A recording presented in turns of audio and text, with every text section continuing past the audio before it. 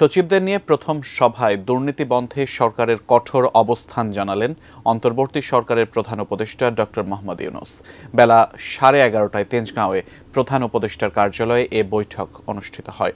সভায় সরকারের নীতি ও কর্মসূচি বাস্তবায়নে জনপ্রশাসনের ভূমিকা নিয়ে আলোচনা হয়। এছাড়া দেশের সার্বিক বিষয়ে প্রয়োজনীয় দিক নির্দেশনা দেন সরকার প্রধান। সুনির্দিষ্ট কোনো এজেন্ডা ধরে নয়, তবে দুর্নীতি দূর করতে সচিবদের মতামত শোনা এবং সরকারি কর্মচারীদের আয় ব্যয়ের হিসাব দিতে সরকারের কঠোর অবস্থান জানিয়ে দেওয়া হয় সভায়। মন্ত্রণালয়গুলো গতিশীল করা এবং আইনশৃঙ্খলা পরিস্থিতি সহ গুম খুন বন্ধের বিষয়ে সভায় আলোচনা হয়। শান্তি শৃঙ্খলা বজায় রাখতে সরকারের চিন্তাভাবনাও সচিবদের জানানো হয়।